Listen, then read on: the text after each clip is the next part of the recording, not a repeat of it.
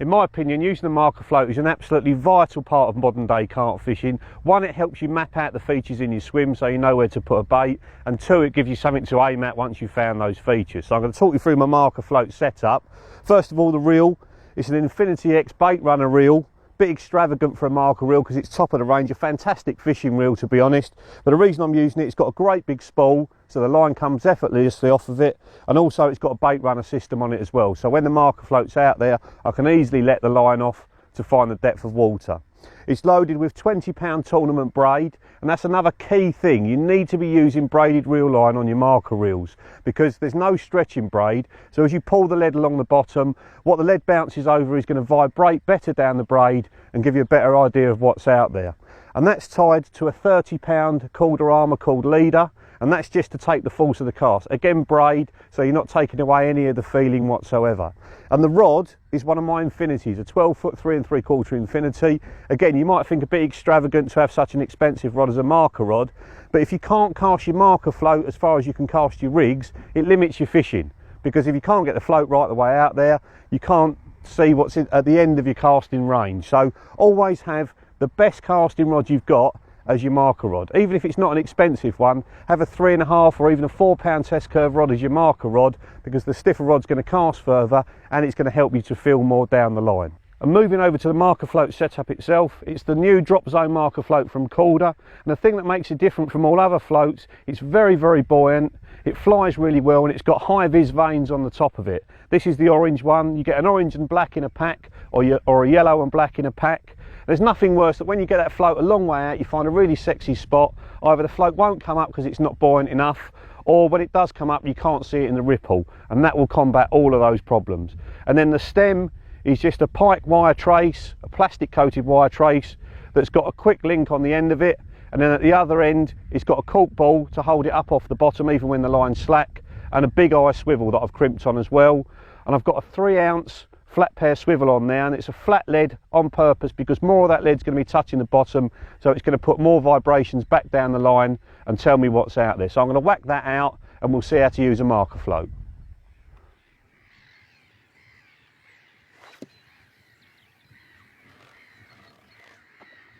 So I've whacked that float out, just out to the island in front of me. I've just tightened down so now the float and the lead are next to each other. And what I'm going to do is just very carefully pull the float back along the bottom. And as I do that, as the lead drags along the bottom, I can feel the tremors on the line. That's very smooth. So that would suggest to me it's nice and clay out there on the bottom. Nice smooth clay. I'm going to do the same thing again. Just pull it back a little bit more. Again, very smooth, not much resistance, so it's pulling across something smooth like clay. Now I'm going to wind back down, so I'm pointing the rod at the float, and then I'm going to engage the bait runner system. So the reel's now gone onto a free spool reel, and then I'm just going to pull a foot of line off, and I know that from here to extending my hand is roughly a foot of line. So that's 1, 2, 3, 4, and the float's up. So I've got a 6-inch long float, a 6-inch tail, so 4 plus the extra foot, that's 5 foot deep there. So I'm just going to wind the reel to disengage the bait runner. I've pulled the float down to the bottom, and then very carefully I'm just pulling him along the bottom again, and just again feels very smooth, hardly any resistance, and there's clay in the margin, so I know pretty much it's clay out there. So I'm going to wind the slack up, so I'm pointing at the float again, engage the bait runner. If you're just using a reel like the M-Cast Evo, you'd undo the clutch and then just pull the line off from there. So again, 1, 2, 3 and a bit. So 3.5 plus the foot for the tail and the float, that's 4.5 foot. So that's come up half a foot there. So I know between that island and where the float is now, there's a little gully, and that'd be a great place to put a bait, just at the bottom of that gully. So I'm going to wind now to disengage the bait runner, pull the float down to the bottom, and then very carefully just pull the float along the bottom again. Okay, and then wind the slack down. So I pulled that float back probably 6-8 foot now. Engage the bait runner. 1, 2, 3. Well, three and a quarter. So with the float and the stem, 4 1/4. So it's just come up a little tiny bit. And just as I pulled back there, I felt a little tap on the rod tip, which tells me there might be some stones out there, might be some gravel. So I'm just going to pull the float back down to the bottom and then pull it back.